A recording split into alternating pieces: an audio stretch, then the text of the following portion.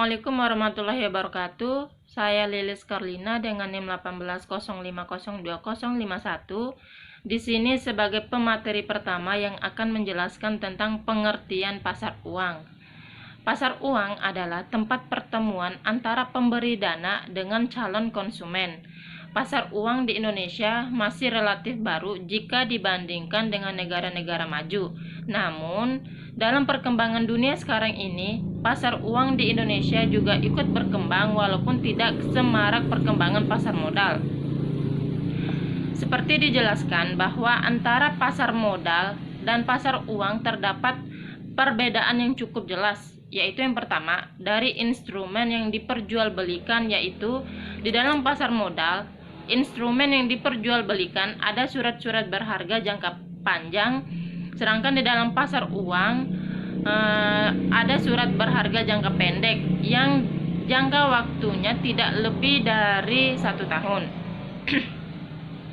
Kemudian dilihat dari segi pasar diperjualbelikan surat-surat berharga itu juga berbeda. Dalam jual beli pasar modal, penjual dan pembeli dapat bertemu di suatu tempat, sedangkan pasar uang itu pasarnya abstrak. Perbedaan lainnya juga jika dilihat dari tujuan para penjual atau pihak yang menjual surat-surat berharga tersebut. Dalam pasar uang, tujuannya adalah untuk memenuhi kebutuhan modal jangka pendek. Sedangkan di dalam pasar modal lebih ditekankan kepada tujuan investasi. Nah, para peserta dalam pasar uang adalah bank atau lembaga-lembaga keuangan yang memerlukan jangka pendek, dan biasanya pembelian surat-surat berharga uang hanya didasarkan kepercayaan semata. Sekian dari saya. Wassalamualaikum warahmatullahi wabarakatuh. Assalamualaikum warahmatullahi wabarakatuh.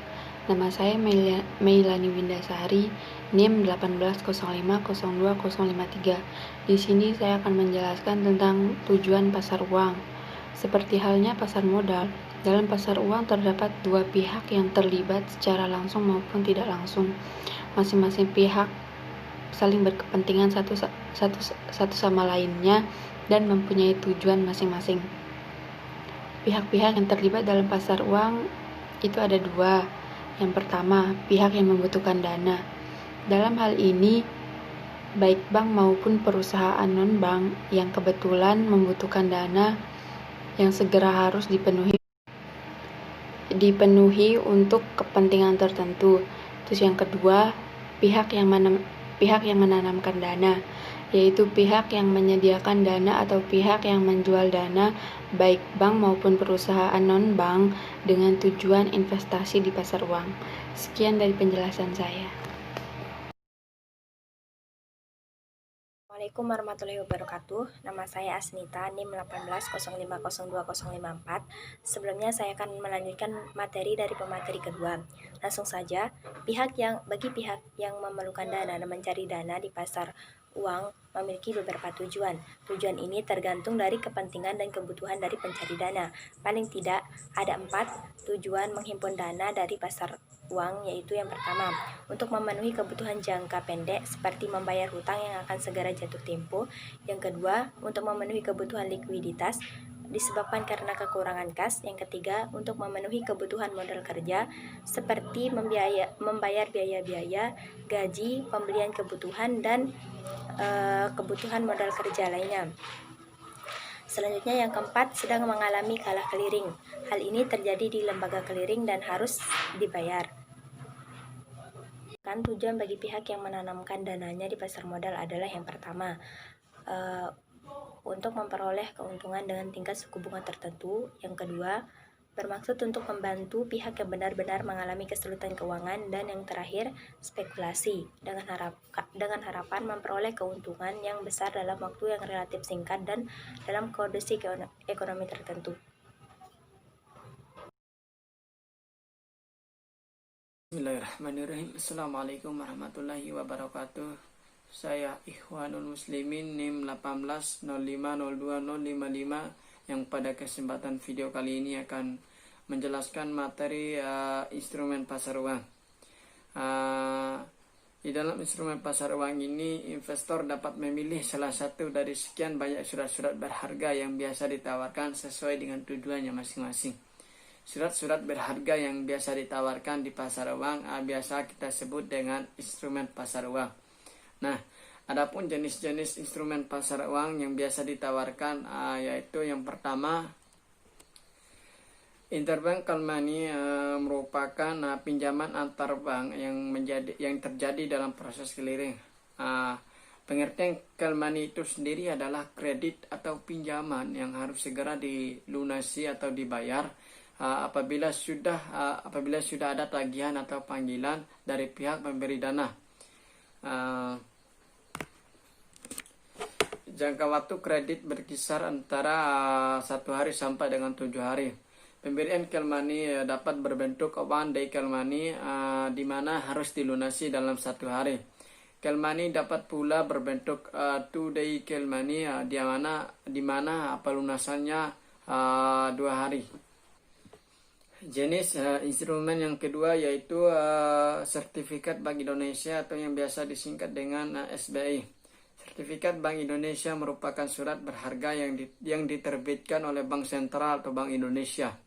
Penerbitan SBI dilakukan atas unjuk dengan nominal tertentu dan penerbitan SBI biasanya dikaitkan dengan kebijaksanaan pemerintah terhadap operasi pasar terbuka dalam masalah penanggulangan jumlah uang beredar. Tujuan bagi investor baik bank maupun lembaga keuangan lainnya membeli SBI adalah sebagai akibat kelebihan dana yang tidak disalurkan untuk sementara waktu. Namun jika pihak investor memerlukan dana kembali, maka dengan mudah SBI dapat diperjualkan kepada pihak Bank Indonesia atau pihak lainnya.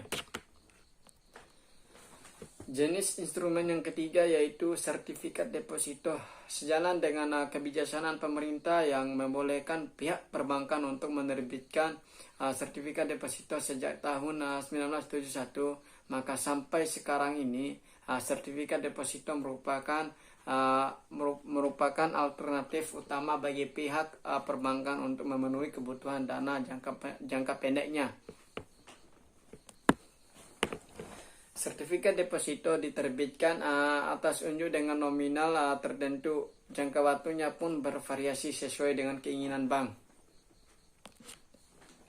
Jenis instrumen yang keempat yaitu surat berharga pasar uang atau biasa disingkat dengan SBPU.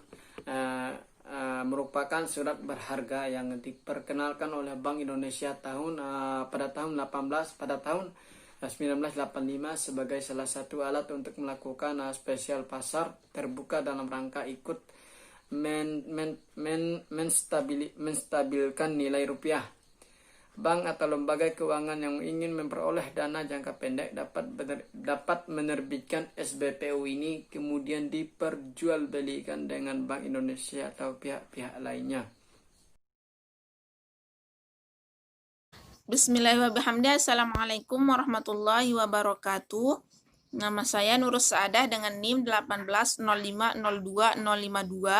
Kita akan melanjutkan pembahasan mengenai instrumen pasar uang, yakni yang kelima yaitu Bankers Acceptance, yang merupakan wesel bank yang diberikan cap dengan kata-kata accepted dan dapat diperjualbelikan di pasar uang sebagai salah satu sumber dana jangka pendek.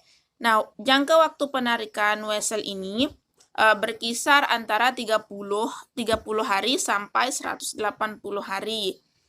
Nah, wesel ini ditandai dengan adanya cap accepted.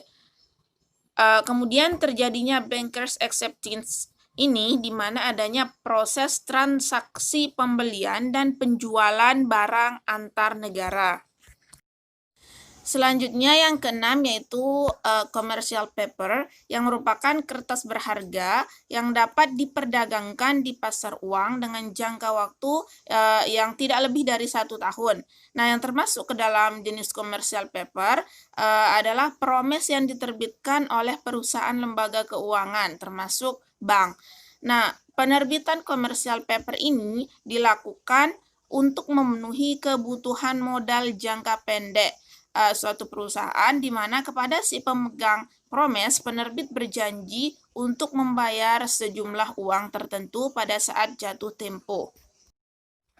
Yang ketujuh ada Treasury Bills yang merupakan instrumen pasar modal yang diterbitkan oleh bank sentral dengan jangka waktu paling lama 1 tahun. Nah, penerbitan Treasury Bills oleh bank sentral biasanya atas unjuk dengan nominal tertentu. Treasury Bills ini diterbitkan di luar negeri, sedangkan kalau di Indonesia dapat disamakan dengan SBI atau Surat Berharga Indonesia yang diterbitkan oleh Bank Indonesia. Dan yang terakhir ada Repurchase Agreement yang merupakan bentuk surat berharga yang juga dapat diperjualbelikan dengan suatu perjanjian tertulis bahwa si penjual akan membeli kembali surat-surat berharga tersebut. Nah, pembelian kembali surat-surat berharga tersebut disertai dengan perjanjian yaitu harga dan tanggal jatuh tempo. Sekian dan terima kasih.